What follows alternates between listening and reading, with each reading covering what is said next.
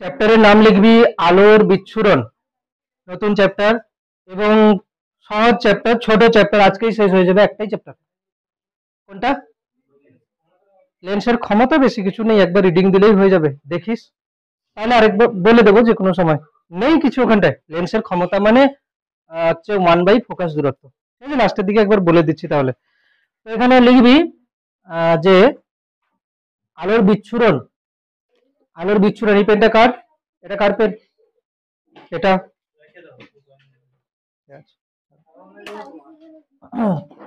আলোর বিচ্ছুরণ বই খুলবি সবাই। আলোর বিচ্ছুরণ, হ্যাঁ, আলোর বিচ্ছুরণ এবং বিক্ষেপণ চ্যাপ্টারের হেডিং দিয়ে নি। আলোর বিচ্ছুরণ ও বিক্ষেপণ।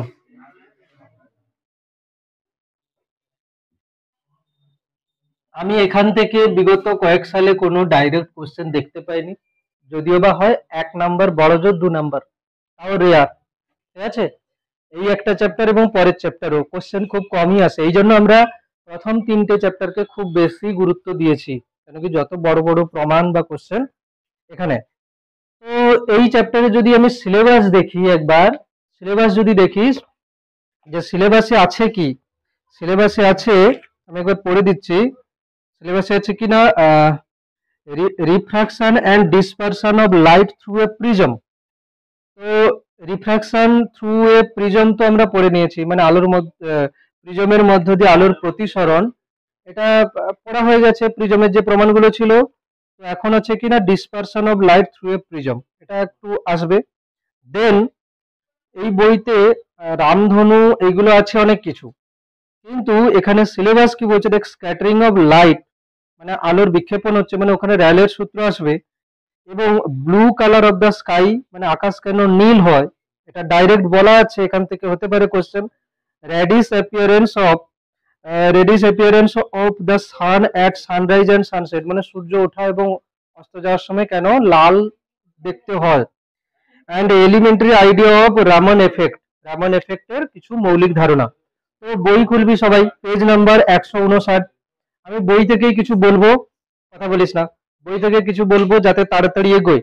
বই খুলবি সবাই, আলোর বিচ্ছুরণ এবং বিক্ষেপণ, ছায়া প্রকাশনের বই বলছি, 159 পেজ। ক্লিয়ার?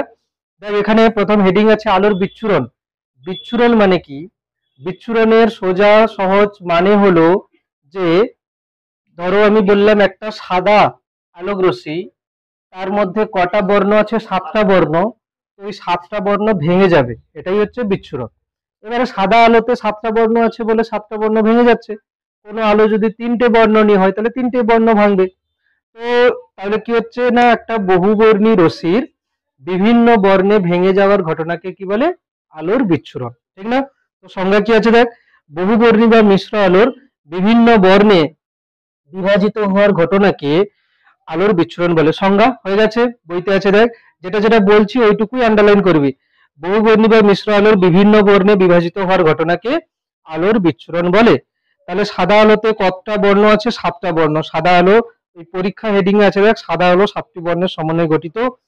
যদি আমরা দেখি এই সাদা আলো যখন প্রিজমের মধ্য দিয়ে যাবে, তো সেখানে কি হবে? প্রিজমের মধ্য দিয়ে যাওয়ার সময় এখানে কি হবে না, 7টা বর্ণে ভেঙে যাবে। 7টা বর্ণে কি হচ্ছে না, ভেঙে যাচ্ছে। এখানে 7টা কালার থাকছে এরকম করে। তো এখানে আমরা দেখতে পাবো কি, এই যে 7টা কালারে ভেঙে যাচ্ছে, 1 2 3 4 5 6 7, তো 7টা কালার এখানে ভেঙে যাচ্ছে।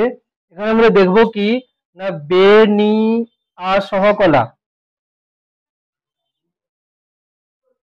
বেনিয়া সহকলা। তো বেগুনি সবার নিচে থাকছে এবং লাল সবার উপরে থাকছে। এটা কেন হচ্ছে পরে আসছি। তো এখানে আমরা যদি দেখি 7টা বর্ণের মধ্যে, মানে চ্যুতির যদি হিসাব করি, চ্যুতির যদি হিসাব করি, তাহলে হলুদ থাকছে একদম মাঝামাঝিতে। এই জন্য হলুদকে আমরা কি বলছি? মধ্যরশ্মি। ক্লিয়ার? তো এখানে আছে দেখ নিচে, হলুদ আলোক রশ্মিকে আমরা কি বলছি? মধ্যরশ্মি। তো দেখ, হলুদ বর্ণের চ্যুতি লাল ও বেগুনি বর্ণের চ্যুতির মাঝামাঝি হয় বলে হলুদ বর্ণের আলোকে মধ্যরশ্মি বলা হয়। আন্ডারলাইন করবি, হলুদ বর্ণের রশ্মিটাকে কি বলা হচ্ছে? মধ্যরশ্মি। কথা বলিস না। হয়েছে। এবারে আলোর বিচ্ছুরণের কারণ কি? আলোর বিচ্ছুরণের কারণ আমি প্রতিসরণ চ্যাপ্টারে দেখিয়েছিলাম যে এরকম কিছু লিখেছিলাম, 7টা ভি লিখেছিলাম, মনে পড়ে? 7টা ভি লিখেছিলাম এরকম করে করে তারপরে লিখেছিলাম কি না, V I B G Y O R, ঠিক আছে, এরকম লেখা হয়েছিল। তারপরে বলা হয়েছিল কি যে এখানে 7টা বর্ণের মধ্যে কার গতিবেগ সব থেকে বেশি? লালের। লাল আলোর গতিবেগ সব থেকে বেশি বেগুনির থেকে।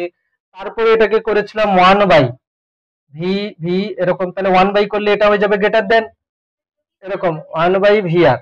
তারপরে গুণ করেছিলাম কি দিয়ে? সি দিয়ে, উপরে সি দিয়ে গুণ করেছিলাম, দিয়ে কি বলেছিলাম যে যে বেগুনি বর্ণের সাপেক্ষে প্রতিসরাঙ্কটা সব থেকে বেশি, লাল বর্ণের সাপেক্ষে প্রতিসরাঙ্কটা সব থেকে কম। মানে এই প্রিজমের প্রতিসরাঙ্ক কি কির উপর নির্ভর করে? প্রিজমের মাধ্যম এবং আপতিত আলোর বর্ণের উপরে। প্রিজম তো কাচের তৈরি, এখানে যে আলোক রশ্মি পড়েছে সেটা যদি বেগুনি হয় তাহলে প্রতিসরাঙ্ক সব থেকে বেশি, এটা যদি লাল হয় তাহলে প্রতিসরাঙ্ক সব থেকে কম। এবারে পাতলা প্রিজমের চ্যুতি কি হয়? পাতলা প্রিজমে চ্যুতির ফর্মুলা কি বল? পাতলা প্রিজমের চ্যুতি হয় কত না, ডেল্টা সমান পাতলা প্রিজমের চ্যুতির ফর্মুলা কে বলবে? ডেল্টা সমান A whole into mu minus one. আর এমনিতে চ্যুতি যদি বলি প্রিজমে তখন কত হয় না, I1 প্লাস I2 মাইনাস এ। এটা সবার ক্ষেত্রে হয়, এটা পাতলা প্রিজমের ক্ষেত্রে হয়। এই বছর দুটোই ইম্পর্টেন্ট, পাতলা প্রিজম আর ওটা, ঠিক আছে, দুটোই ইম্পর্টেন্ট। তাহলে পাতলা প্রিজমে এটা চ্যুতি হচ্ছে, প্রিজমের অ্যাঙ্গেল তো ঠিক আছে এ, তাহলে কার প্রতিসরাঙ্ক বেশি? বেগুনির, তাহলে বেগুনির চ্যুতি বেশি হবে। আলোক রশ্মি আমি এরকম পড়েছে তো এর সোজা গতিপথ এটা হওয়া উচিত ছিল, তো সেখান থেকে বেগুনি বেশি বেঁকে যাবে, লাল কম বাঁকবে, বাকিগুলো মাঝে থাকবে। ক্লিয়ার? এই কারণে কি হবে, বেগুনি একদম নিচে থাকছে এটা। তাহলে এখান থেকে কি কি কোশ্চেন হলো, যে বহুবর্ণী আলোক রশ্মির বিভিন্ন বর্ণে ভেঙে যাওয়ার ঘটনাকে কি বলে? আলোর বিচ্ছুরণ। মাঝে কি আছে? হলুদ, এই জন্য হলুদ হচ্ছে মধ্যবর্ণের রশ্মি। আলোর বিচ্ছুরণের কারণ কি না, কোন মাধ্যমের প্রতিসরাঙ্ক বিভিন্ন বর্ণের সাপেক্ষে বিভিন্ন, তাই সাদা আলো বা কোনো বহুবর্ণী আলো যদি কোনো মাধ্যমে পড়ে তাহলে সেক্ষেত্রে প্রতিসরণের সময় বিভিন্ন বর্ণের চ্যুতিকোণ বিভিন্ন হচ্ছে, সেই কারণে তারা কি হবে? পরস্পর আলাদা হয়ে যাবে। এবার দেখ, শূন্য স্থানকে আমরা বিচ্ছুরক মাধ্যম বলতে পারি না, কেন?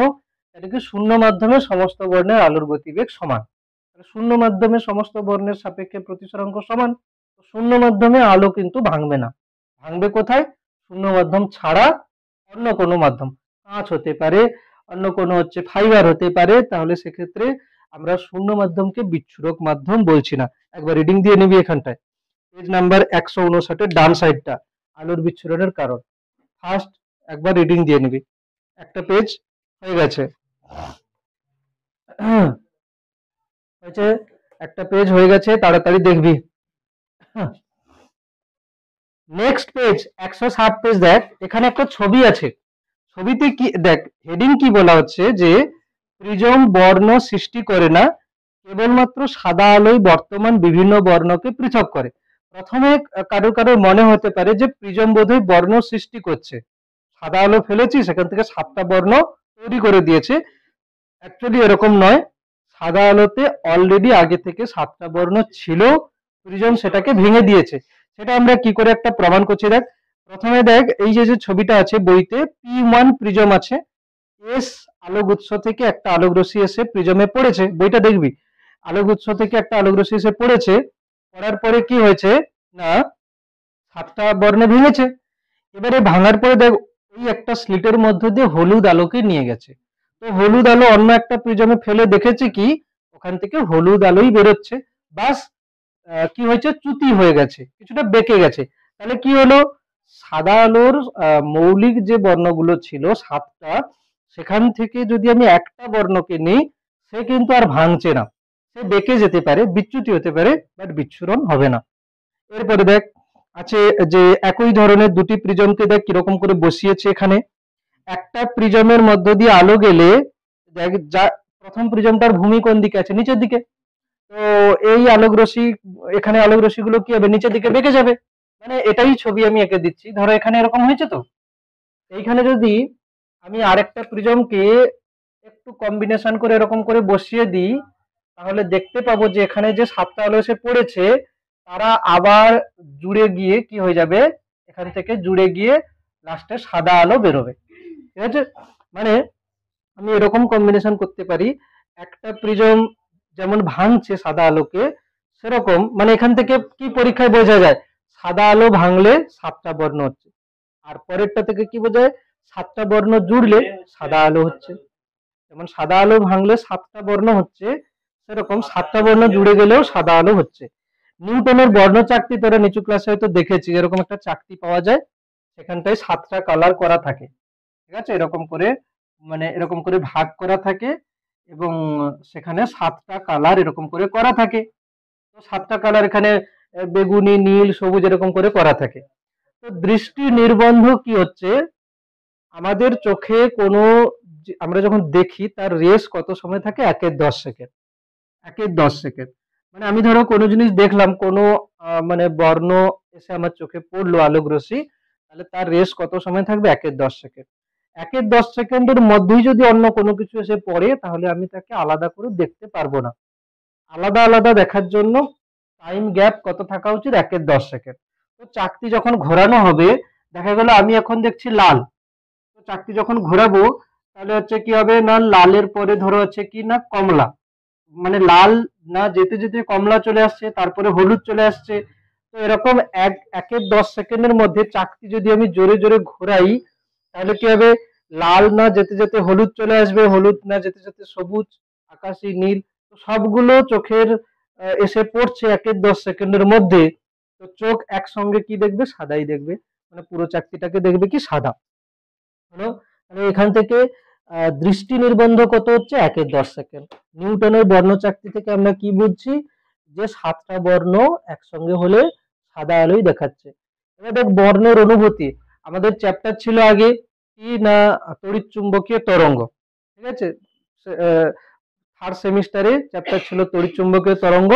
সেই তড়িৎ চুম্বকীয় তরঙ্গতে কি কি ছিল, ছিল হচ্ছে এক্স রশ্মি, গামা রশ্মি, অতিবেগুনি রশ্মি, তাই না, এগুলো ছিল। তার মধ্যে ছিল দৃশ্যমান। তো সমস্ত তড়িৎ চুম্বকীয় তরঙ্গের বৈশিষ্ট্য সেম, যে গতিবেগ 3 × 10⁸ হবে, তড়িৎ ক্ষেত্র চুম্বক ক্ষেত্র পরস্পর লম্ব হবে, এবং তড়িৎ চুম্বকীয় তরঙ্গের গতিবেগ তড়িৎ ক্ষেত্র চুম্বক ক্ষেত্র উভয়ের সহিত লম্ব হবে, তড়িৎ ক্ষেত্র চুম্বক ক্ষেত্র একই দশায় থাকবে, সবার বৈশিষ্ট্য সেম। এবারে কি হচ্ছে, যে এই 4000 থেকে 8000 অ্যাংস্ট্রম তরঙ্গ দৈর্ঘ্যটাকে আমাদের চোখ দেখতে পাচ্ছে। মানে যদি বলি যে তড়িৎ চুম্বকীয় তরঙ্গ তো অনেক আছে না, তো তার মধ্যে তরঙ্গ দৈর্ঘ্যের রেঞ্জ যেটা 4000 অ্যাংস্ট্রম থেকে 8000 অ্যাংস্ট্রম, সেটা আমাদের চোখে কি হচ্ছে, দর্শনের অনুভূতি জাগাচ্ছে। এই কারণে তড়িৎ চুম্বকীয় তরঙ্গের এই পার্টটাকে আমরা কি বলছি, দৃশ্যমান বর্ণালী। ঠিক আছে, দৃশ্যমান বর্ণালী।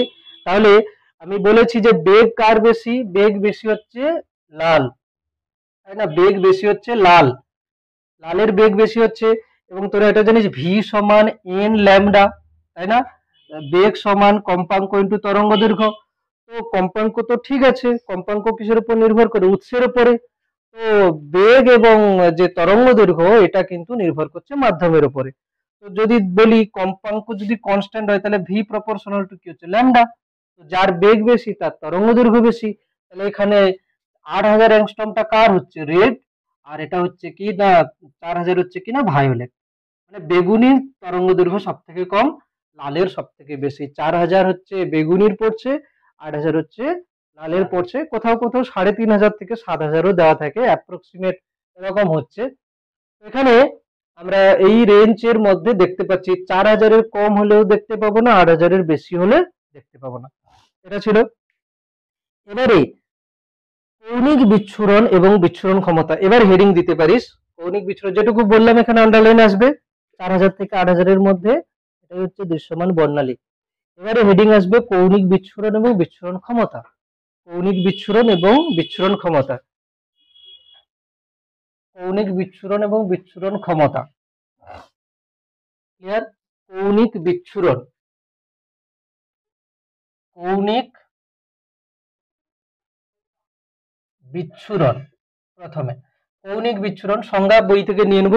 দেখ কি বলছি, ধরো এটা ছিল সাদা আলো, ঠিক আছে, এটা ছিল সাদা আলো, এই ছবি এখন আঁকবি না, সাদা আলো ছিল, তো এ যেত কোন পথে, এই দিকে, ঠিক না, তো এখানে বেঁকে গেছে সব থেকে বেশি, এটা হচ্ছে কিনা বেগুনি, আমি ধরছি বেগুনি এখানে বেঁকে গেছে কত না 60 ডিগ্রি অ্যাঙ্গেলে, ঠিক না, 60 ডিগ্রি অ্যাঙ্গেলে। লালও বেঁকেছে, তবে কম বেঁকেছে, কত না 15 ডিগ্রি, এটা হচ্ছে কিনা লাল। তাহলে প্রকৃত গতিপথ থেকে লাল আলো বেঁকেছে কত 15 ডিগ্রি, প্রকৃত গতিপথ থেকে বেগুনি আলো বেঁকেছে 60 ডিগ্রি, বেশি বেঁকেছে। তাহলে আমি যদি বলি লাল আর বেগুনির মধ্যে অ্যাঙ্গেল কত 45 ডিগ্রি, এটাই হচ্ছে কৌণিক বিচ্ছুরণ।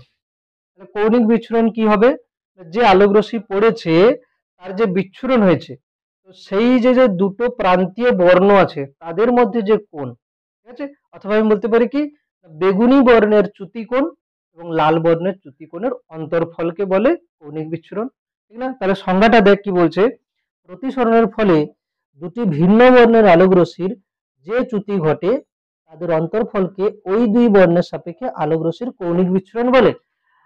বলছে কি প্রতিসরণের ফলে দুটি ভিন্ন বর্ণের আলোক রশ্মির যে চ্যুতি ঘটে, এখানে আমি লাল আর বেগুনি বলছি, তাহলে কৌণিক বিচ্ছুরণ কার সাপেক্ষে হচ্ছে, লাল আর বেগুনি।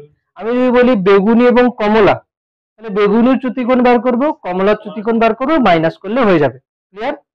তাহলে এবারে আমি যদি এটা তো উদাহরণস্বরূপ করেছি, ঠিক না, এটা উদাহরণস্বরূপ করেছি, তো আমি এখন কি করলাম, এটাকে মুছে দিলাম, এখানে লিখবো কি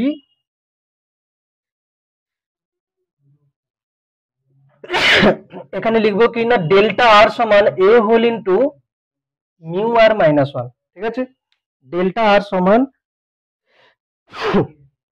এ whole into mu R minus one.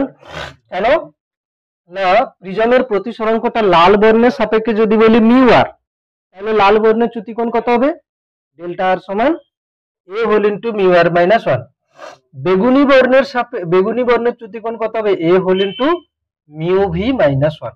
সাইডে লিখে দেবো কিনা মিউ আর সমান লাল বর্ণের সাপেক্ষে প্রিজমের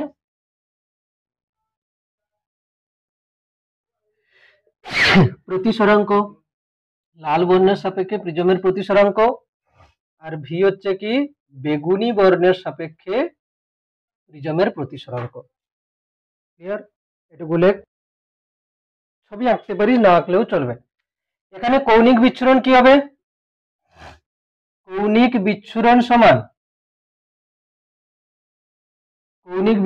সমান delta V minus delta R, delta V minus delta আর, বেগুনি বর্ণের চ্যুতিকোণ মাইনাস লাল বর্ণের চ্যুতিকোণ, মানগুলো বসিয়ে দিচ্ছি, A whole into mu V minus one minus A whole into mu R minus one, A common নিলে হয়ে যাবে mu V minus one minus of mu R plus one, minus one plus one কেটে যাচ্ছে, A whole into কত হবে mu V minus mu R. এটা আমরা করছি কার ক্ষেত্রে, পাতলা প্রিজমের ক্ষেত্রে, কৌণিক বিচ্ছুরণ এটা হলো। তাহলে সংজ্ঞাটা বই থেকে আমরা করছি যে দুটো বর্ণের চ্যুতিকোণের অন্তর্ফল হয়ে যাবে কি না কৌণিক বিচ্ছুরণ, ক্লিয়ার।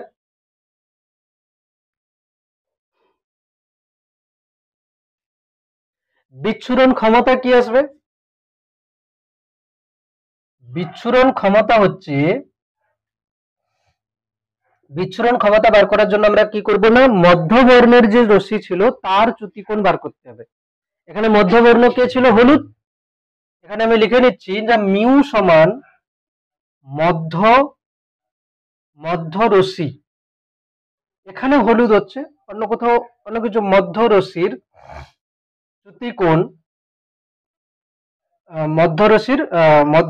সাপেক্ষে প্রতিসরাঙ্ক, মিউ যদি মধ্য রশ্মির সাপেক্ষে প্রতিসরাঙ্ক হয়, মিউ যদি হয়, তাহলে মধ্য রশ্মির চ্যুতিকোণ কত হবে,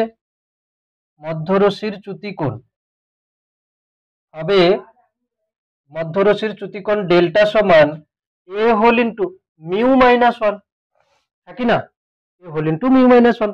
লাল বর্ণের চ্যুতিকোণ A whole into mu R minus one, বেগুনি বর্ণের চ্যুতিকোণ A whole into mu V minus one. তাহলে মধ্যবর্ণের চ্যুতিকোণ কত হবে?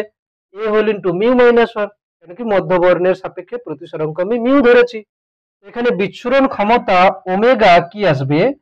ওমেগা আসবে কৌণিক বিচ্ছুরণ, মানে কি কৌণিক বিচ্ছুরণ হচ্ছে delta V minus delta R, delta V minus delta R by মধ্যরশ্মির চ্যুতিকোণ মানে ডেল্টা। তাহলে কত হবে? A whole into mu V minus mu R by A whole into mu minus one, A কেটে যাচ্ছে, তাহলে কত হবে? Mu V minus mu R by mu minus one. তাহলে বিচ্ছুরণ ক্ষমতা ওমেগা, বিচ্ছুরণ ক্ষমতা ওমেগার ফর্মুলা কি হচ্ছে না কৌণিক বিচ্ছুরণ বাই মধ্যবর্ণের যে রশ্মি আছে তার বিচ্যুতি। তাহলে সংজ্ঞা কি আসবে না কোনো প্রিজমে, প্রিজম কেন কোনো স্ল্যাবের মধ্য দিয়ে গেলেও হবে। কি বলবো যে কোনো মাধ্যমের মধ্য দিয়ে আলোর প্রতিসরণের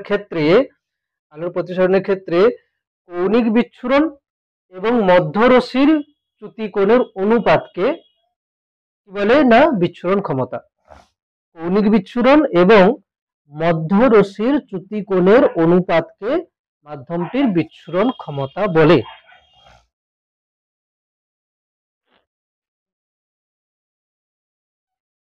একবার সংজ্ঞাটা বই থেকে দেখে নে, ঠিক আছে? তাহলে বোঝা গেছে কি যে কৌণিক বিচ্ছুরণ মানে যে দুটো বর্ণের কথা বলবে সেই দুটো বর্ণের সাপেক্ষে কৌণিক বিচ্ছুরণ বার করতে হবে, মানে তাদের চ্যুতিকোণের মাইনাস করতে হবে। আর বিচ্ছুরণ ক্ষমতা কি হবে? বিচ্ছুরণ ক্ষমতা হবে ওই যে কৌণিক বিচ্ছুরণ এসছে তাকে মধ্যরশ্মির চ্যুতিকোণ দিয়ে ভাগ করতে হবে। ঠিক, একটা অঙ্ক করলে বোঝা যাবে।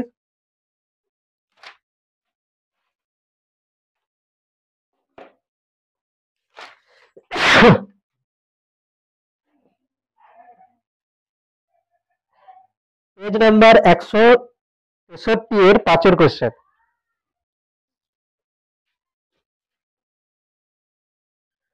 তো এই যে 5 যে কোশ্চেনটা ছিল সেখানটায় বেগুনি এবং লালের জন্য যে প্রতিসরাঙ্ক দেওয়া ছিল সেখান থেকে মধ্যবর্ণের প্রতিসরাঙ্ক বার করার জন্য কি করতে হবে? গড় বার করতে হবে। বেগুনি এবং লালের প্রতিসরাঙ্ককে যোগ করে 2 দিয়ে ভাগ করলে কি আসবে? গড় প্রতিসরাঙ্ক চলে আসবে। তাহলে ফর্মুলায় বসিয়ে দিলে এই যে এখানে মিউ ভি বসাবো, মিউ আর বসাবো, মিউটা কত হবে না বেগুনি আর এবং লাল যেটা ছিল তাদেরকে যোগ করে 2 দিয়ে ভাগ করলে হয়ে যাবে। এরপরে কি আসছে দেখ, প্রিজমের কয়েকটা কম্বিনেশন আসছে। কিরকম প্রিজমের কয়েকটা কম্বিনেশন আসছে? 1 নম্বর লেখ যে 1 নম্বর লেখ বিচ্ছুরণহীন বিচ্যুতি, বিচ্ছুরণহীন বিচ্যুতি, বিচ্ছুরণহীন বিচ্যুতি,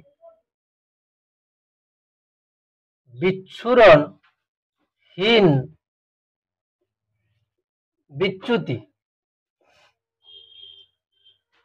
বইতে ক্যালকুলেশন একটু বড় বড় করা আছে, অত লেন্দি যাওয়ার দরকার নেই, ঠিক আছে? আসেই না কোনো কিছু। বিচ্ছুরণহীন বিচ্যুতি নাম শুনে কি বোঝাচ্ছে? নাম শুনে বোঝাচ্ছে যে বিচ্ছুরণ হবে না কিন্তু চ্যুতি হবে। দুটোই যদি ছবি দেখিস, দেখ আমি এক কাজ করি, এরকম করি সব থেকে বেটার হবে। বিচ্ছুরণহীন বিচ্যুতি আর চ্যুতিবিহীন বিচ্ছুরণ, চ্যুতিবিহীন বিচ্ছুরণ কি হয়েছে? পুরো মাঝে মাঝে হেডিং লিখেছিস, কি হয়েছে? কোনো সমস্যা নেই। আরে বেশি কিছু আসবে না, এগুলো এত ইম্পর্টেন্টও নয়। বিচ্ছুরণহীন বিচ্যুতি এবং চ্যুতিবিহীন বিচ্ছুরণ, আমি দেখ এর বেলাও এরকম একটা প্রিজমের ছবি আঁকা আছে, আবার এর বেলাও এরকম একটা প্রিজমের ছবি আঁকা আছে সেম। মানে এটা দেখে বোঝাই যাবে না যে এটা কি ধরনের কাজ করবে, বাট কন্ডিশন আমরা অ্যাপ্লাই করব। কিরকম না, প্রথমে দেখ বিচ্ছুরণহীন বিচ্যুতি, বিচ্ছুরণহীন বিচ্যুতি মানে একটা প্রিজমের কৌণিক বিচ্ছুরণ বার করব, অপর প্রিজমের কৌণিক বিচ্ছুরণ বার করব, দুটো যদি সমান হয়ে যায় তাহলে বলবো কি না যে কোনো বিচ্ছুরণ হচ্ছে না। এবার দেখ যে ফর্মুলা ছিল ওমেগা কত ছিল? Delta V minus delta R by কি ছিল, ডেল্টা, এটা ছিল না? তো delta V minus delta r কি ছিল, ওটা হচ্ছে delta V minus delta r ছিল কৌণিক বিচ্ছুরণ। তো প্রথম এখানে শর্ত কি হবে, শর্ত হবে প্রথম প্রিজমের কৌণিক বিচ্ছুরণ মানে কত হবে, ওমেগা ইন্টু ডেল্টা।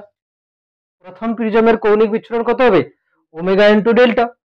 দ্বিতীয় প্রিজমের কৌণিক বিচ্ছুরণ কত হবে, ওমেগা ড্যাশ ডেল্টা ড্যাশ। দুজনের কৌণিক বিচ্ছুরণ সমান এবং বিপরীত হয়ে গেলে তাহলে আর বিচ্ছুরণ হবে না। মানে যেরকম ছিল কি বলতো, এসে ভেঙেছে দুটো কালারে নিচের দিকে, আবার এখানে গিয়ে মিলে গেছে, গিয়ে সাদা আলোক রশ্মি বেরিয়েছে। তার মানে কি হলো, প্রথম প্রিজমটা যে কৌণিক বিচ্ছুরণ করেছে দ্বিতীয় প্রিজমটাও সেই কৌণিক বিচ্ছুরণ করেছে, বাস উল্টো দিকে, মানে মান দুটো সমান। তাহলে এখানে শর্ত কি হবে, এরকম লেখাও যেতে পারে যে delta V minus delta R সমান delta V dash minus delta R dash. মানে প্রথম প্রিজমের কৌণিক বিচ্ছুরণ দ্বিতীয় প্রিজমের কৌণিক বিচ্ছুরণ সমান। এটা শর্ত, কেন কি বিচ্ছুরণহীন, মানে বিচ্ছুরণ হবে না। বিচ্ছুরণ কার জন্য হচ্ছে, কৌণিক বিচ্ছুরণের। আমি কৌণিক বিচ্ছুরণ টার্ম দিয়ে বিচ্ছুরণ বোঝাচ্ছি, তাহলে কি হচ্ছে ওমেগা ইন্টু ডেল্টা মানে কি হচ্ছে প্রথম প্রিজমের কৌণিক বিচ্ছুরণ সমান omega dash into delta dash মানে দ্বিতীয় প্রিজমের কৌণিক বিচ্ছুরণ। মানে আমি কৌণিক বিচ্ছুরণটাকে ওমেগা ডেল্টার গুণফল দিয়ে বোঝাচ্ছি, শর্ত হলো। আচ্ছা এখানে চ্যুতি তো হচ্ছে ফাইনাল, চ্যুতি কত হবে, মোট চ্যুতি কত হবে, মোট চ্যুতি হবে, আমরা চ্যুতি বোঝাবো কিভাবে, এখানে সাদা আলো পড়েছে তো সবারই তো চ্যুতি হচ্ছে, আমি নেব কোনটা, মাঝেরটা। প্রথম প্রিজমের ক্ষেত্রে হলুদ বর্ণের চ্যুতি বা মধ্যবর্ণের চ্যুতি কত, ডেল্টা। দ্বিতীয় প্রিজমের ক্ষেত্রে হলুদ বর্ণের চ্যুতি কত, ডেল্টা ড্যাশ, কি না, ডেল্টা ড্যাশ। প্রথম প্রিজমের হলুদ বর্ণের চ্যুতি ডেল্টা মানে মধ্যবর্ণের চ্যুতি ডেল্টা, নিচের দিকে হলে দ্বিতীয়টার উপরের দিকে। একটা যদি নিচের দিকে 30 হয়, একটা যদি উপরের দিকে হচ্ছে 15 হয়, তাহলে মোট কত হবে, 30 মাইনাস 15, এরকম হচ্ছে। একে একটু ক্যালকুলেশন কিরকম করা যেতে পারে, ডেল্টা আমি কমন নিতে পারি, 1 minus delta dash by delta, একটা ফরম্যাট লেখা হচ্ছে আর কিছু না, ডেল্টা হোল ইন্টু কি হবে 1 মাইনাস ডেল্টা ড্যাশ বাই ডেল্টাকে কি লেখা যেতে পারে, এই যে এখান থেকে আমি কি করতে পারি, ডেল্টা ড্যাশ বাই ডেল্টাকে লিখতে পারি, ডেল্টা ড্যাশ বাই ডেল্টাকে লিখতে পারি ওমেগা বাই ওমেগা ড্যাশ, এই একটা লেখা যেতে পারে ওমেগা বাই ওমেগা ড্যাশ, আর কিছু না। বোঝা গেল কিনা? তাহলে এইটুকু জিনিসই মনে রাখতে হবে, বিচ্ছুরণহীন বিচ্যুতি, বিচ্ছুরণ হচ্ছে না মানে প্রথম প্রিজমের কৌণিক বিচ্ছুরণ সমান দ্বিতীয় প্রিজমের কৌণিক বিচ্ছুরণ। বিচ্যুতি হচ্ছে, তাহলে কি হবে, মোট চ্যুতি কি হবে, একটার হলুদ বর্ণের চ্যুতি মাইনাস অন্যটার হলুদ বর্ণের চ্যুতি, বাস একটা কমন নিয়ে, কিন্তু মেন এটাই, মেন হচ্ছে এটাই। তাহলে এখানে বলতে পারবি যে এখানে শর্ত কি হবে এই দ্বিতীয়টার বেলা। আচ্ছা লেখ, সময় দিচ্ছি লেখ। এখানে শর্ত কি হবে তাহলে বল, এখানে শর্ত, এখানে কি বলছে, চ্যুতিবিহীন, তাহলে একটার মধ্যরশির চ্যুতি সমান অন্যটার মধ্যরশির চ্যুতি, সমান এবং বিপরীত, ক্লিয়ার? আচ্ছা বিচ্ছুরণ মানে কৌণিক বিচ্ছুরণ কত হবে, কৌণিক বিচ্ছুরণ কত লিখবো এখানে, একজনের কৌণিক বিচ্ছুরণ ওমেগা ডেল্টা মাইনাস আরেকজনের কৌণিক বিচ্ছুরণ omega dash delta dash, easy. বইতে অনেক কিছু লেখা আছে, ফাইনালি এগুলোই এসছে, তো আমরা এরকমই ভাববো, দেখ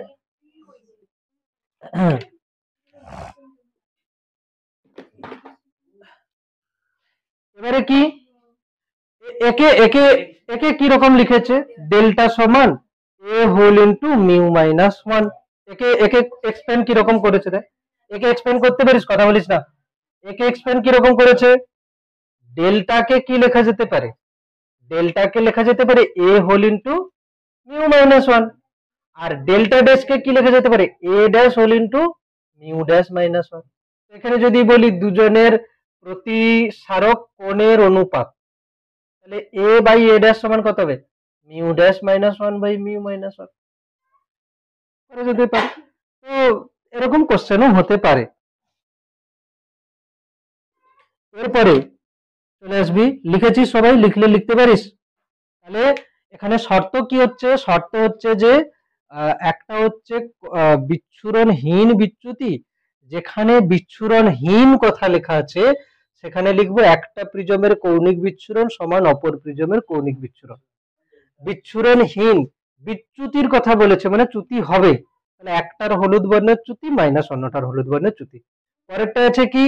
চ্যুতিবিহীন বিচ্ছুরণ, মানে একটার হলুদ বর্ণের চ্যুতি সমান অন্যটার হলুদ বর্ণের চ্যুতি। বিচ্ছুরণ বলেছে মানে কি? কৌণিক বিচ্ছুরণ হবে, একটার কৌণিক বিচ্ছুরণ মাইনাস অপরটার কৌণিক বিচ্ছুরণ। মাইনাস কেন করছি? লব্ধি বার করার সময় কেন কি উল্টো দিকে হবে, এই কারণে। আচ্ছা, এবারে দেখ 163 পেজ, শুদ্ধ এবং অশুদ্ধ বর্ণালী। প্রথম কথা, বর্ণালী মানে কি? বর্ণালী হচ্ছে প্রিজমে যখন আমি আলোক রশ্মি ফেলছি,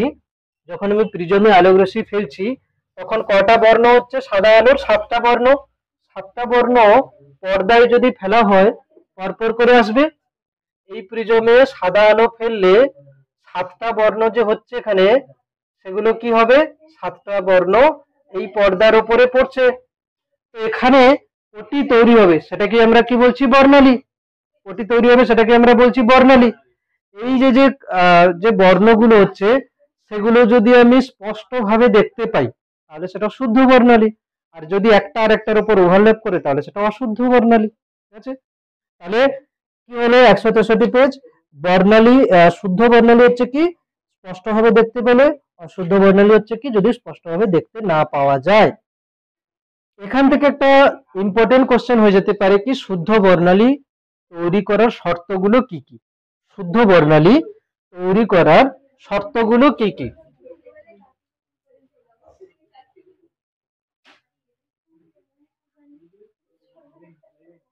শুদ্ধ বর্ণালী তৈরি করার শর্ত কি হচ্ছে? এটা প্রিজম আছে। তো এখানে যে আমি এই যে যে স্লিটটা তৈরি করেছি, এক তো স্লিট হওয়া উচিত, এই স্লিট হওয়া উচিত দ্বিতীয় তলের সাথে সমান্তরাল। ক্লিয়ার? এই কথা বন্ধ কর পুরো। হয়েছে?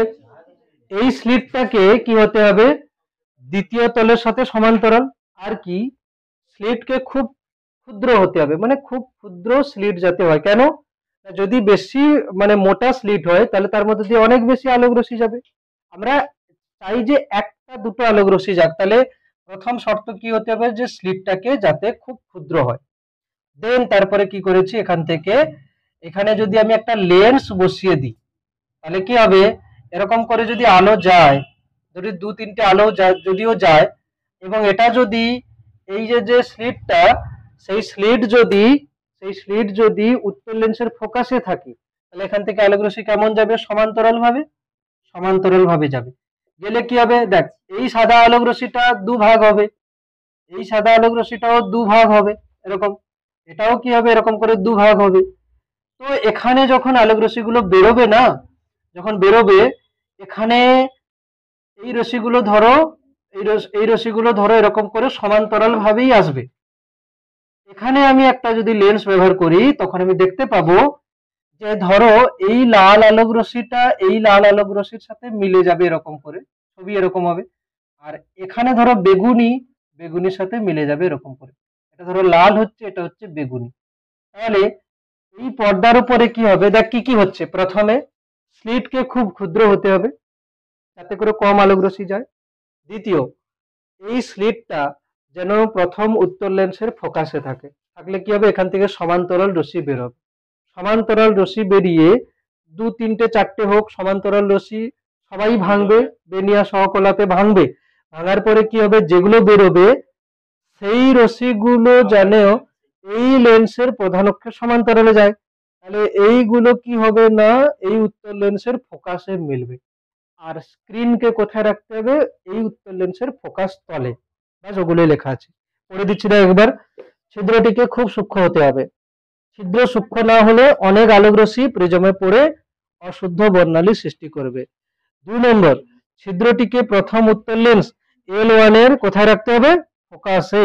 প্রথম উত্তর লেন্সের ফোকাসে। ঠিক আছে? যাতে করে কি হয়? প্রতিসরণের পর নির্গত রশ্মিগুচ্ছ সমান্তরাল হয় এবং একই বর্ণের বিভিন্ন রশ্মি প্রিজম থেকে সমান চ্যুতিতে নির্গত হয়। 2 নম্বর, প্রিজমকে এমন ভাবে রাখতে হবে যাতে মধ্যবর্তী হলুদ বর্ণের রশ্মির চ্যুতি কি হয়, ন্যূনতম হয়। 4 নম্বর কি হচ্ছে, প্রিজমের প্রান্তরেখা, প্রিজমের প্রতিসারক প্রান্তরেখা মানে কোনটা, এটা প্রিজমের প্রতিসারক প্রান্তরেখা কি হতে হবে না এই স্লিটের সাথে সমান্তরাল হতে হবে, ছিদ্রের সাথে ছিদ্রের দৈর্ঘ্যে সমান্তরাল হতে হবে। 4 হচ্ছে কি, প্রিজম থেকে নির্গত একই বর্ণের বিভিন্ন সমান্তরাল রশ্মিকে পর্দার উপর একই বিন্দুতে কেন্দ্রীভূত করার জন্য উপযুক্ত ফোকাস দৈর্ঘ্যের উত্তল লেন্স ব্যবহার করতে হবে। আর হচ্ছে কি না পর্দাকে L2 লেন্সের ফোকাসে রাখতে হবে। হয়েছে, তাহলে এরকম অ্যারেঞ্জমেন্ট হচ্ছে। এরপরে লিখবো কি, রামধনু বা রংধনু। এ অনেক ডিটেলসে দেওয়া আছে, কিন্তু কি কি লাগবে এখান থেকে 2-4টে পয়েন্ট বর্জন লাগবে, আর কিছু লাগবে না। প্রথম কথা, রামধনু বা রংধনু হচ্ছে কেন, ঠিক কি কি যেটা আমি পড়ছি সেটাই আন্ডারলাইন করবে, ঠিক আছে। রামধনু বা রংধনু, প্রথমে আছে দেখ, আলোর বিচ্ছুরণের একটি আকর্ষণীয় প্রাকৃতিক দৃষ্টান্ত হচ্ছে রামধনু, ঠিক আছে। এখানে কি হচ্ছে না, সূর্যের সাদা আলো 7টি বর্ণে বিভাজিত হয়ে রামধনু গঠন করে। জলকণা দ্বারা সূর্যরশ্মির কি কি হচ্ছে, প্রতিসরণ এবং প্রতিফলনের ফলে এই রামধনু গঠনের ঘটনাটি ঘটে থাকে। কেন হচ্ছে দেখ, রামধনু হওয়ার কারণ কি, বৃষ্টিপাতের সময় অসংখ্য ছোট ছোট জলকণা আকাশে ভাসমান অবস্থায় থাকে। সূর্যরশ্মি যখন আকাশে এই জলকণাগুলিকে আলোকিত করে, তখন সূর্যের দিকে পিছন ফিরে দাঁড়িয়ে কোনো দর্শক রামধনু দেখতে পায়, ঠিক আছে। আবার কখনো কখনো প্রধান রামধনুর ওপরে একটি অপেক্ষাকৃত কম উজ্জ্বল রামধনু দেখা যায়। এটাকে হচ্ছে কি, প্রথমটা যেটা বেশি উজ্জ্বল সেটা হচ্ছে প্রথম ক্রমের রামধনু, যেটা ওই উজ্জ্বল রামধনুর ওপরে যেটা থাকে সেটা দ্বিতীয় ক্রমের রামধনু, ঠিক। এবার আমি এখানে কি বলছি শোন, কি হচ্ছে দেখ, তাহলে রামধনু হচ্ছে কেন, কেন কি সূর্য থেকে আসা আলোক রশ্মি বায়ুমণ্ডলে থাকা জলকণাতে প্রতিফলন প্রতিসরণ হয়ে হচ্ছে। এবার দেখ, ধরো আমি বলছি এটা হচ্ছে কি, এটা হচ্ছে পূর্ব দিক আর এটা হচ্ছে পশ্চিম দিক, ঠিক না। তো আমি ধরো বলছি সকালবেলা, যদি বলি সকালবেলায় রামধনু দেখছি, তো সূর্য উঠেছে পূর্ব দিকে সকালবেলা, তো লোককে দাঁড়িয়ে থাকতে হবে, একে কোন দিকে দাঁড়িয়ে থাকতে হবে, এদিকে। তো আমি চোখ এদিকে পশ্চিম দিকে রাখছি, ঠিক আছে। এদিকে রামধনু দেখবে কিরকম না, এখান থেকে আলোক রশ্মি আসবে, এখানে একটা জলকণা আছে, ঠিক আছে, বড় করে দেখাচ্ছি। এর ভেতরে কি হবে, যাওয়ার সময় বায়ু থেকে জলে একবার প্রতিসরণ হবে, এখানে অভ্যন্তরীণ পূর্ণ প্রতিফলন হলে আলোক রশ্মি ঘুরে আসবে, আরেকবার প্রতিসরণ হয়ে চোখে আসবে, এরকম করে রামধনু হবে, ক্লিয়ার। তাহলে সকালবেলা রামধনু দেখতে গেলে কোন দিকে তাকাতে হবে, পশ্চিম দিকে। বিকাল বেলা রামধনু দেখতে গেলে তাকাতে হবে পূর্ব দিকে, কেন কি সূর্য পশ্চিম দিকে আছে। উল্টো মানে সূর্যের দিকে পেছন ফিরে দাঁড়াতে হবে, ক্লিয়ার। এটা হলো। এবারে দেখ, এখানে অ্যাকচুয়ালি হচ্ছে কি রকম, যে তোদের বইতে যে জলকণাটাকে দেখিয়েছে আমি সেটাই দেখাচ্ছি, তারপরে বলছি যে ওটা ভুল আছে বলতে তোদের ক্ষেত্রে চলবে, বাট যখন উঁচু ক্লাসে উঠে যদি এটা পড়িস তাহলে তোদের মনে হবে যে 12 যেটা পড়েছিস সেটা ভুল। এটা অ্যাকচুয়ালি কি হচ্ছে, এটা হচ্ছে কি একটা জলকণা, এটা জলকণা, ধরো এটা জলকণা, একটা এখান থেকে একটা আলোক রশ্মি এসছে, এরকম করে আলোক রশ্মি এসছে, তো এটা হচ্ছে কি কেন্দ্র, তাহলে এটা কি লম্ব, ঠিক আছে, এটা লম্ব, বেশ। তো আমি ধরছি এটা আই আপতন কোণ, ঠিক আছে, তাহলে এটা কি হচ্ছে আর প্রতিসরণ কোণ, ক্লিয়ার, এটা আর প্রতিসরণ কোণ। এবার দেখ, এখানে এসে পড়েছে এই কোণটা যদি আর হয় এটাও আর হবে, কেন, কেন কি সমদ্বিবাহু ত্রিভুজ, এটাও ব্যাসার্ধ এটাও বৃত্তের ব্যাসার্ধ, কথা বলিস না, কিন্তু কথা বলছি, এটাও আর, ঠিক। আচ্ছা, যদি এই আরটা গ্রেটার দেন থিটা সি হয়, মানে এই কোণটা দেখ, এখানে আলোক রশ্মি কোথায় যাচ্ছে বলতো, জল থেকে বায়ুতে, ঘন থেকে লঘুতে, সংকট কোণের থেকে বেশি হলে প্রতিফলন হয়ে ফিরে আসবে, এটা আরে ফিরে আসবে। আচ্ছা, এটা যদি আরে ফিরে আসে এই কোণটাও কি হবে, আর হবে, ঠিক না।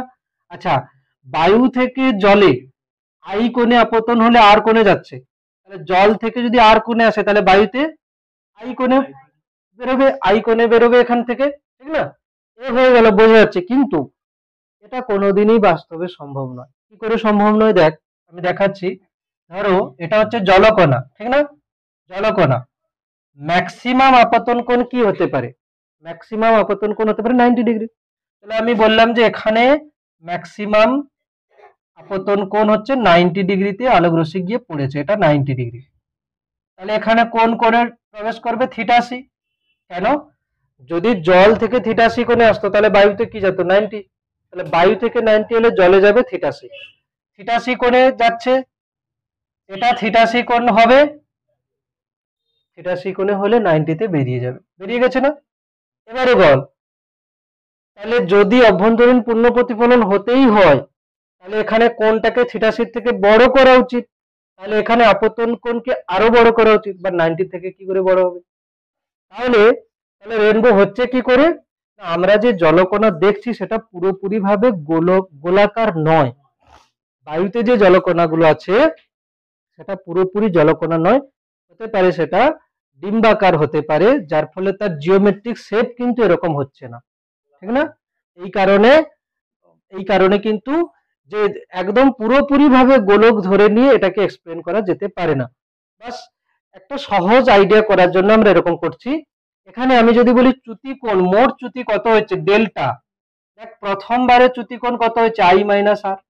এই যে এখানে একবার প্রতিসরণ হয়েছে, এখানে তো আর কি ছোট, আই বড়, আই মাইনাস আর, ঠিক আছে? তারপরে এখানে প্রতিফলন হয়েছে, কত হবে? 180 মাইনাস 2r প্লাস এখানে আবার প্রতিসরণ হয়েছে, কত হবে? আই মাইনাস আর। তো করলে কত হচ্ছে? 2i minus 2r plus 180 minus 2r, তাহলে কত হবে? 180 degree plus 2i minus 4r, ঠিক আছে?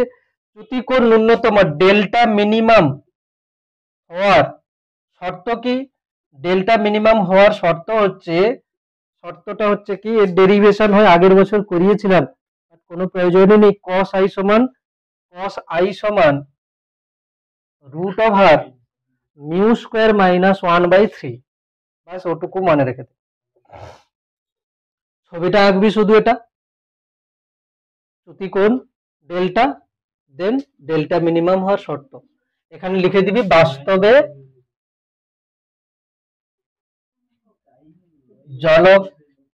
গোলীয় জলকণা থেকে, বাস্তবে গোলীয় জলকণা হতে অভ্যন্তরীণ পূর্ণ প্রতিফলন সম্ভব নয়। বাস্তবে কিন্তু এই গোলীয় জলকণা হতে অভ্যন্তরীণ পূর্ণ প্রতিফলন সম্ভবই নয়। এটা পরবর্তীকালে যদি কেউ ফিজিক্স নিয়ে পড়িস সেখান থেকে বুঝতে পারবি যে এই গোলক হলে কিন্তু এটা সম্ভব নয়, ডিম্বাকার বা কোনো কিছুর জন্য হতে পারে। আমরা এখন আপাতত সহজ করার জন্য এটাই করে নিচ্ছি।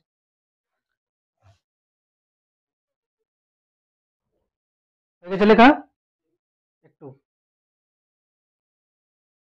এগুলো সত্যি কথা বলতে খুব একটা বেশি ইম্পর্টেন্ট নয়, কোশ্চেন আমি দেখতেও পাই না, বাস একবার মানে ওভারভিউ করে দিচ্ছি যে যদি বাই চান্স দিয়ে দেয় কোনো কারণে, আর কিছু না।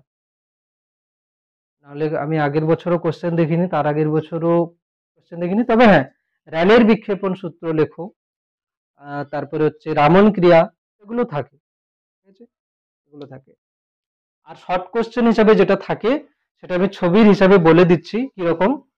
শর্ট কোশ্চেন হিসাবে যেটা থাকে ছবির হিসাবে কিরকম বলছে দেখ, ওখানে আছে না একটা প্রথম ক্রমের রামধনু আর একটা দ্বিতীয় ক্রমের রামধনু, তাই না? তো একে মনে রাখার সহজ পদ্ধতি কিরকম বলছি দেখ। এরকমই একটা ছবি আঁকবি প্রথমে, এটা হচ্ছে অনুভূমিক লাইন, ঠিক আছে? এটা অনুভূমিক লাইন। তো কিরকম করবি দেখ, প্রথম ক্রমের রামধনু যেটা কিরকম হিসাব হবে, এরকম করে যে বেনিয়া সহ কলা, তাহলে নিচ থেকে শুরু হলো, তাহলে বেগুনি থেকে লাল, ঠিক আছে? ছবিটা কিরকম হবে? বেগুনি থেকে লাল, ছোট করে দিই, বেগুনি থেকে লাল, তাহলে নিচ থেকে শুরু হচ্ছে বেনিয়া সহ কলা, বেগুনি থেকে লাল। এরপরে এর ওপরে কে থাকবে দ্বিতীয় ক্রমের, আবার এরকম করবি কি হবে না লাল থেকেই শুরু হবে বেগুনি, মানে কি হলো মাঝেই লাল পড়ে গেল দুজনের। এরকম করলে কি হবে মনে থেকে যাবে তাড়াতাড়ি, বেগুনি থেকে লাল, লাল থেকে বেগুনি, তাহলে মাঝে কে পড়ে যাচ্ছে লাল পড়ে যাচ্ছে। এবারে এখানে ধরো আমি চোখ রেখেছি, তো কি বলা হচ্ছে যে অনুভূমিক থেকে এই যে যে বেগুনিটা সেটা কত অ্যাঙ্গেল হচ্ছে, সেটা হচ্ছে 40 ডিগ্রি।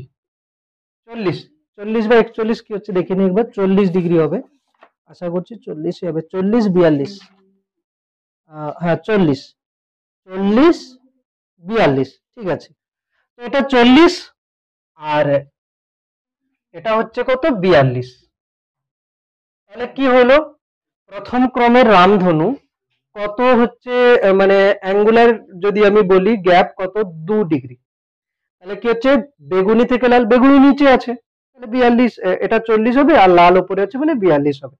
আচ্ছা উপরেরটা কিরকম হচ্ছে, ওটা হবে 52 আর 53, এটা কত হবে, এটা হবে 52, এটা হচ্ছে কি 52, আমি এখান থেকে দেখিয়ে দিচ্ছি, এটা হচ্ছে কি হবে না 52 আর উপরেরটা যাবে কত না 55, তাহলে গ্যাপ কত হচ্ছে 3 ডিগ্রি। ক্লিয়ার? শর্ট কোশ্চেন যদি হয় এরকম দিতে পারে। তাহলে কি কি হলো এইটুকু মনে রাখ, কিরকম মনে রাখবি, বেগুনি থেকে লাল, লাল থেকে বেগুন, এখানে কি হবে 40 42, ওখানে হবে কত 52 55, বাস। এরকম না হলে কনফিউশন আসবে কিন্তু পরে, এটা মনে রেখে দিলেই হয়ে যাবে। এবারে তাহলে প্রথম ক্রমের রামধনুর মধ্যে অ্যাঙ্গুলার ডিফারেন্স কত হচ্ছে 2 ডিগ্রি আর দ্বিতীয় ক্রমের কত হচ্ছে 3 ডিগ্রি। কোনটা বেশি উজ্জ্বল, প্রথম ক্রমেরটা বেশি উজ্জ্বল, দ্বিতীয় ক্রমেরটা কম উজ্জ্বল। আচ্ছা প্রথম ক্রম আর দ্বিতীয় ক্রমের এই যে যে রামধনু হলো এদের মাঝে না একটা অন্ধকার জায়গা হয়ে যায়, এটাকে কি বলে আলেকজান্ডারের অন্ধকার পটি, 166 পেজ পরের পৃষ্ঠা,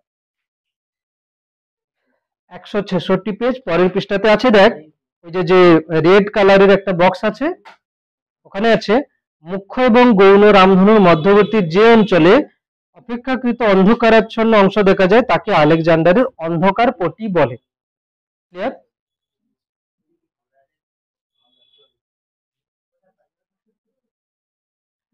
তাহলে আলেকজান্ডারের অন্ধকার পটি বলে দিয়েছি। এরপরে কিছু জিনিস আছে দেখ একবার বলে দিচ্ছি বই থেকে তাড়াতাড়ি, এরপরে কিছু বই এখান থেকে দেখ বই থেকে পেজ নাম্বার 166 আসবি, এখানে আছে নিঃসরণ বর্ণালী। দেখ বর্ণালী আছে 3 প্রকার দিয়েছে, বর্ণালী এখানে 3 প্রকার দিয়েছে কি কি, একটা নিরবিচ্ছিন্ন, একটা হচ্ছে রেখা বর্ণালী আর একটা হচ্ছে পটি বর্ণালী। দেখ নিরবিচ্ছিন্ন কথার মানে কি, দেখ বর্ণালী হচ্ছে কি বিভিন্ন বর্ণ আছে কোন একটা মানে পটিতে, সেখানে বিভিন্ন বর্ণ আছে। নিরবিচ্ছিন্ন বর্ণালী মানে কি কোনো কোনো গ্যাপ থাকবে না, মানে পরপর পরপর থাকবে, ঠিক, এটা হচ্ছে নিরবিচ্ছিন্ন বর্ণালী। নিরবিচ্ছিন্ন বর্ণালীতে যে বর্ণগুলো আছে তাদের মধ্যে কোনো গ্যাপ পাওয়া যাবে না। সহজ কথা যদি বলি, উৎস কি, শুধু উৎসটাই মনে রাখবি, উচ্চ উষ্ণতার দরুন ভাস্বর কঠিন এবং তরল পদার্থ থেকে এ ধরনের বর্ণালী নির্গত হয়। ভাস্বর কঠিন এবং তরল পদার্থ থেকে মানে একদম খুব উচ্চ উষ্ণতায় যদি করা হয় তাহলে সেখান থেকে।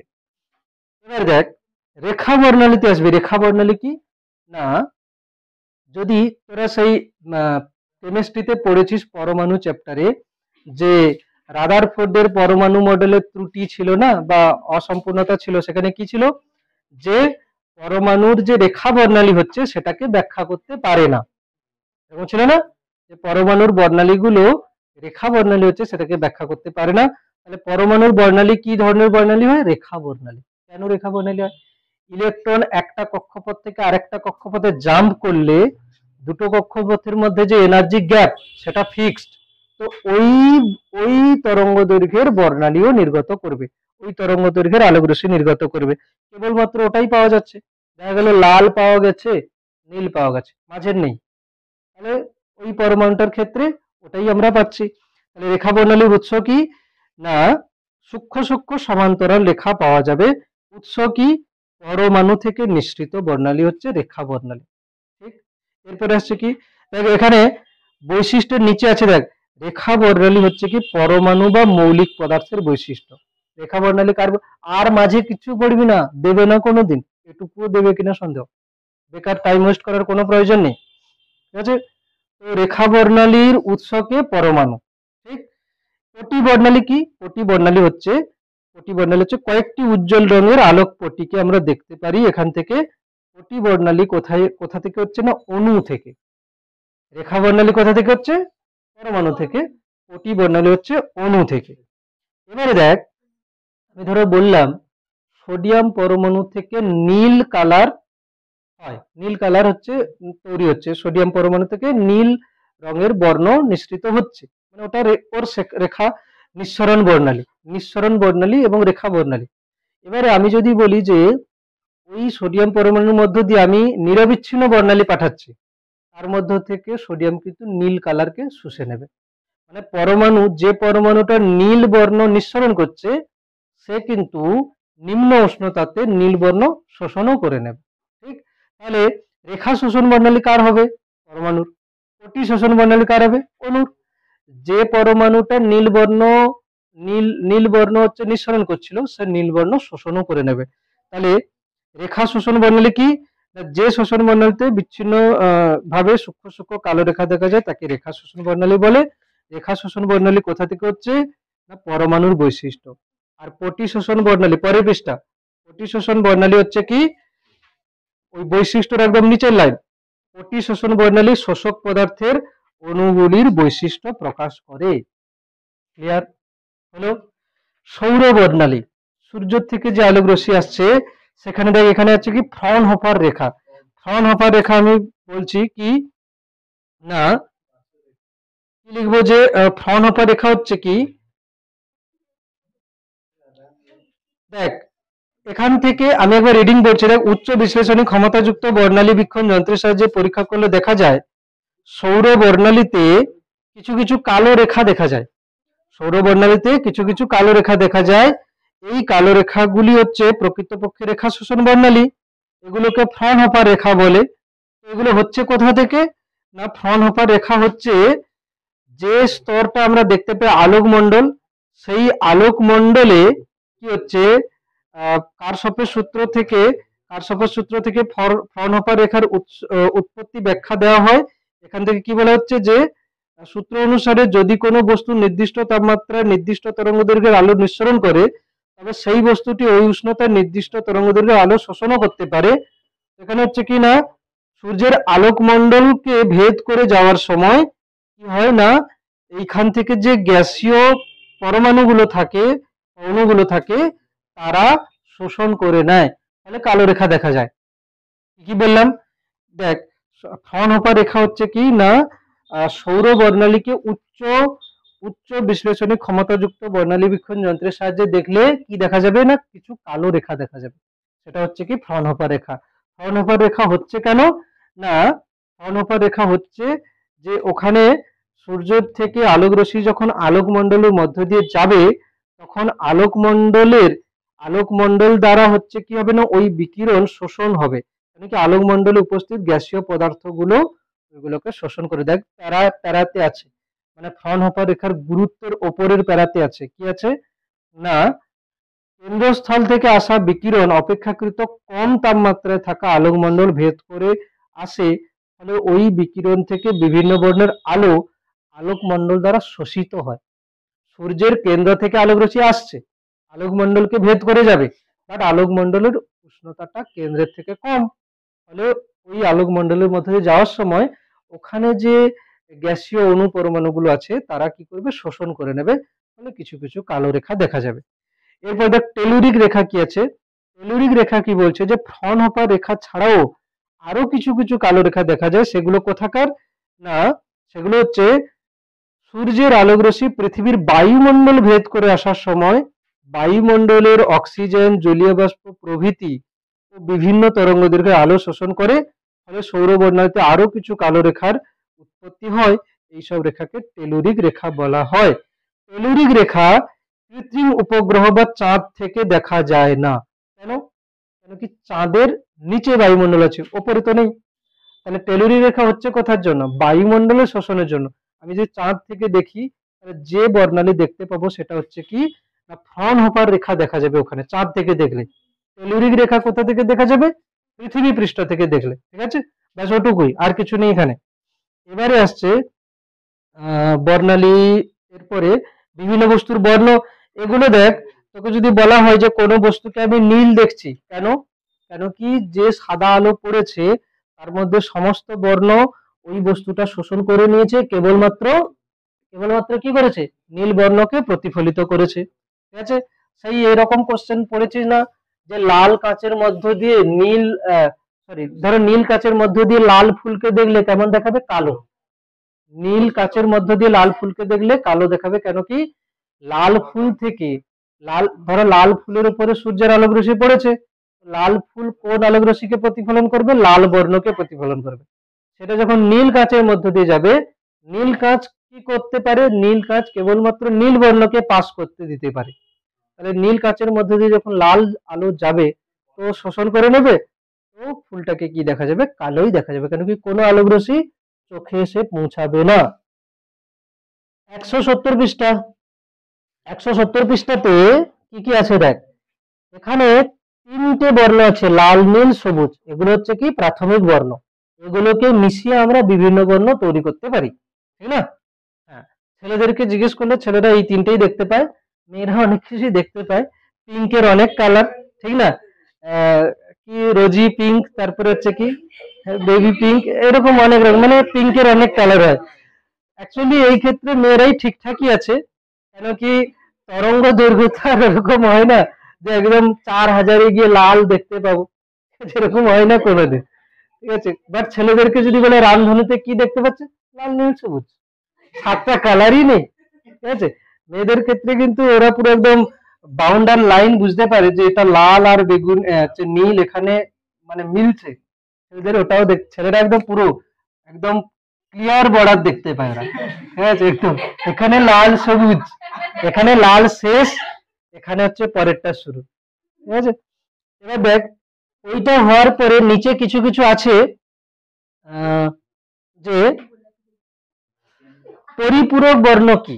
পরিপূরক বর্ণ হচ্ছে যে দুটোকে মেশালে সাদা হয়ে যাবে, সেটাই হচ্ছে পরস্পরের পরিপূরক বর্ণ, ঠিক না? পরিপূরক বর্ণ এটা হচ্ছে কি তারপরে সাদা 170 পৃষ্ঠাতে আলোর বিক্ষেপণের ওপরে ছোট প্যারাটা কি আছে যে কাপড়, সাদা কাপড় ধোয়ার সময় নীল কেন দেওয়া হয়? কেন কি সাদা কাপড় ধোয়ার সময় কি হয়ে যায়? কাপড় কিছুটা হলদেটে হয়ে যায়, সেই হলদেটের সাথে যদি নীল দেওয়া হয়, হলুদ আর নীল হচ্ছে কি পরিপূরক বর্ণ, তাহলে সাদা কালারটা ধরে রাখবে। এবারে যেটা আসছে সেটা কিন্তু এই চ্যাপ্টারের মধ্যে যদি বলি সব থেকে বেশি ইম্পর্টেন্ট ফর্মুলা বা সূত্র, বিজ্ঞানের র্যালের বিক্ষেপণ সূত্র, তোরা ক্লাস 10-এ পড়েছিলিস। র্যালের বিক্ষেপণ সূত্র কি? র্যালের বিক্ষেপণ সূত্র হচ্ছে, দেখ এই শোন, এইটা হচ্ছে ধরো জলকণা বা ধূলিকণা, কথা বলবি না, একটু বাকি আছে আর। জলকণা বা ধূলিকণা, এখান থেকে সাদা আলো ধরো এসে পড়েছে, এখানে বিচ্ছুরণ হতে পারে। বিচ্ছুরণ মানে কি? সাদা আলো 7টা বর্ণে ভেঙে যাবে। বিক্ষেপণ মানে কি? বিক্ষেপণ মানে ধরো কোনো কিছু এসে এখানে ধাক্কা করে বেঁকে গেল, এটাকে বলে বিক্ষেপণ, তাই না? তো এই যে বিক্ষেপণের ফলে বিভিন্ন বর্ণ যে এখানে বিক্ষেপিত হচ্ছে, তার তীব্রতা কি হচ্ছে না I প্রপোর্শনাল টু 1/λ⁴, মানে বিক্ষিপ্ত আলোর তীব্রতা, এখানে অনেক আলো অনেক বর্ণ বিক্ষিপ্ত হচ্ছে, তার মধ্যে তীব্রতা কিরকম হবে না ল্যামডার চতুর্থ ঘাতের সহিত ব্যস্তানুপাতিক। তাহলে দেখ, যদি আমি বলি ল্যামডার হিসাব যদি বলি, কার ল্যামডা বেশি? রেড। কার কম? ভায়োলেটের। তাহলে কম কার তরঙ্গ দৈর্ঘ্য? বেগুনির। তাহলে বেগুনির তীব্রতা সব থেকে বেশি হবে, কেন কি বেগুনির তরঙ্গ দৈর্ঘ্য কম হচ্ছে, মানে বেগুনির তীব্রতা বেশি হবে। বেগুনির পরে কে আছে? বেনিয়া সহকলা। বেগুনির পরে আছে নীল, হচ্ছে বেগুনির পরে হচ্ছে কি নীল, তো তারপরে হচ্ছে আকাশী। তো বেগুনির তীব্রতা সব থেকে বেশি হচ্ছে, বাট চোখ বেশি সেন্সিবল হচ্ছে কার জন্য? আকাশীর জন্য। এই কারণে আমরা আকাশকে নীল দেখি।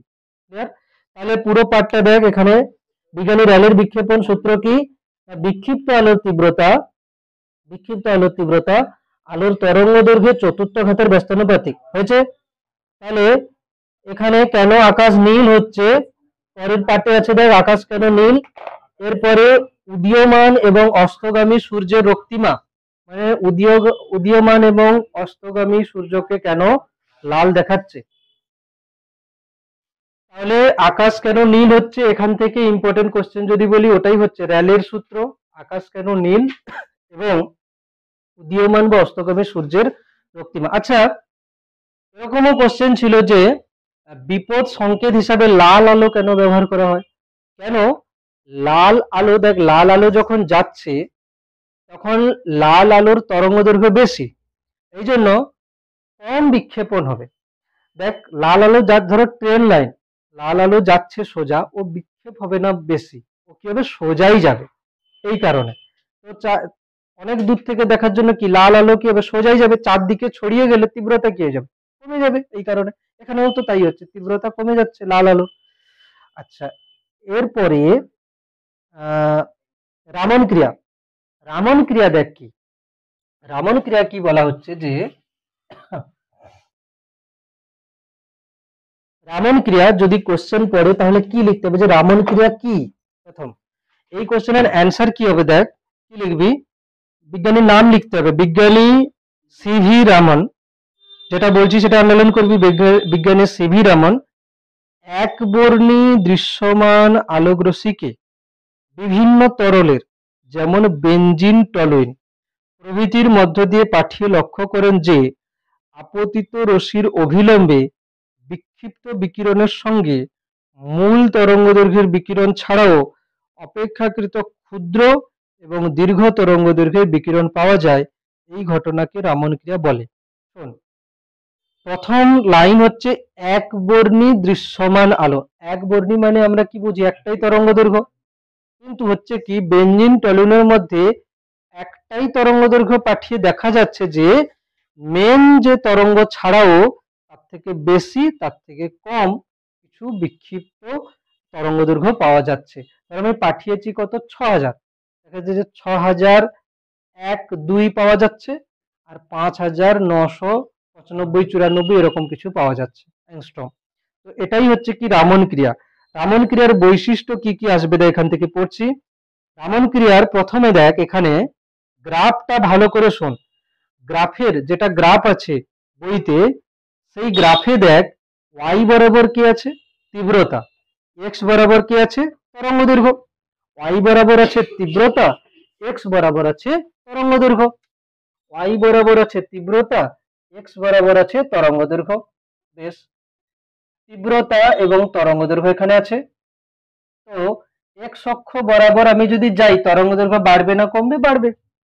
তো দেখা যাচ্ছে কি এইখানে মাঝের যে লিখতে হবে না এটা, এইখানে যে মাঝের যেটা হচ্ছে এইটা, এইটা কিন্তু র্যালে রেখা, ঠিক আছে। র্যালে র্যালে রেখা বলতে কি, এটা একদম মাঝে এবং এর তীব্রতা সব থেকে বেশি, র্যালে রেখা।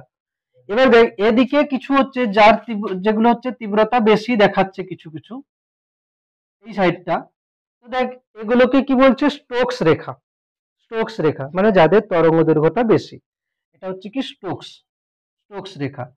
তরঙ্গ দৈর্ঘ্য বেশি না, র্যালে বিক্ষেপণের থেকে স্টোকসের তরঙ্গ দৈর্ঘ্য বেশি, তীব্রতাও বেশি দেখাচ্ছে। দেখ এদিকে কম, দেখ নিচু না, এর তীব্রতা গুলো বেশি বেশি, এর তীব্রতাটা কম। এটা হচ্ছে কিনা বিপরীত স্টোকস, ঠিক আছে। বিপরীত স্টোকস হচ্ছে বিপরীত স্টোকস। তাহলে যদি বলি সব থেকে বেশি তীব্রতা কার, র্যালে রেখার। র্যালে রেখার হচ্ছে কি সব থেকে বেশি তীব্রতা, তারপরে স্টোকস, তারপরে বিপরীত স্টোকস।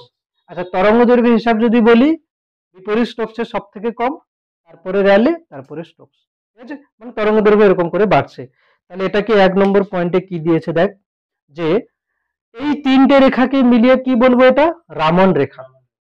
তিনটেকে মিলিয়ে বলবো রামন রেখা। কি বলছে দেখ, রামন রেখাতে কি বলছে দেখ, দীর্ঘতর তরঙ্গ দৈর্ঘ্যের, আচ্ছা এই এই দিকটা কি তরঙ্গ দৈর্ঘ্য বেশি, আচ্ছা, তরঙ্গ দৈর্ঘ্য বেশি মানে কম্পাঙ্ক কম। তরঙ্গ দৈর্ঘ্য বেশি মানে কম্পাঙ্ক কম। আচ্ছা, কম্পাঙ্ক কম মানে শক্তি কম। ই সমান এইচ নিই।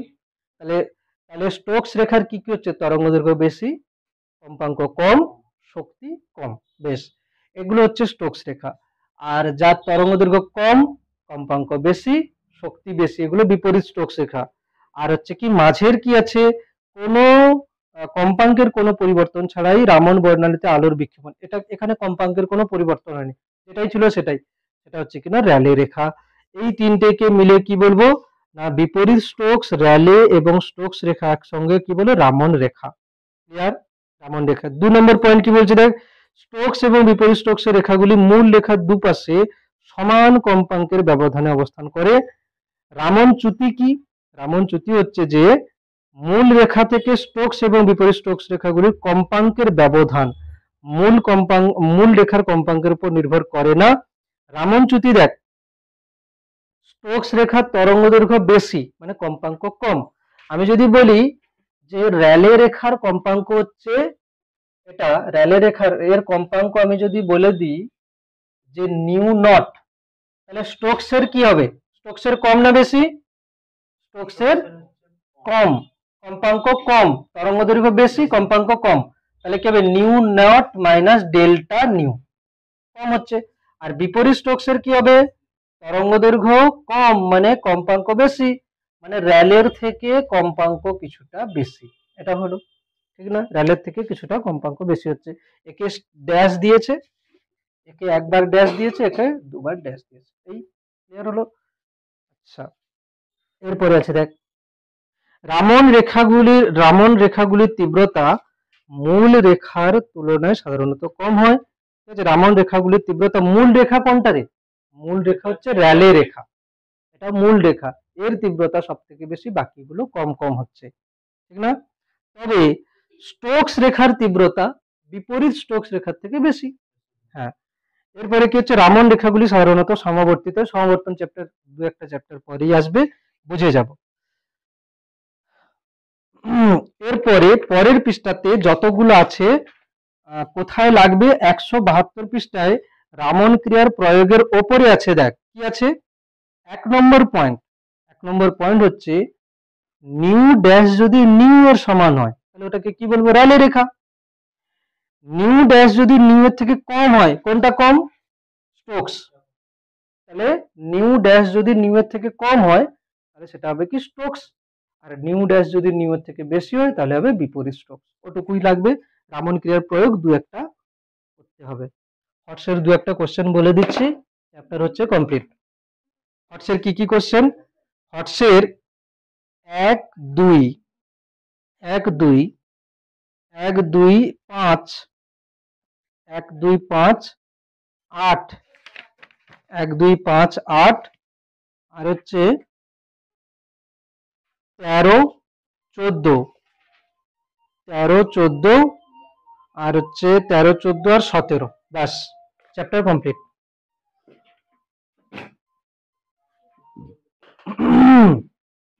এমন কিছু ছিল না, একদিনেই কমপ্লিট হয়েছে এটা। এবং নেক্সট দিন হবে কি না, আলোকে যন্ত্রাদি। লেন্সের ক্ষেত্রে ওই যে যে ছিল না, লেন্সের ক্ষেত্রে লেন্সের ক্ষমতা, ওই পার্টটা একবার রিডিং দিস, ঠিক আছে? অসুবিধা নেই।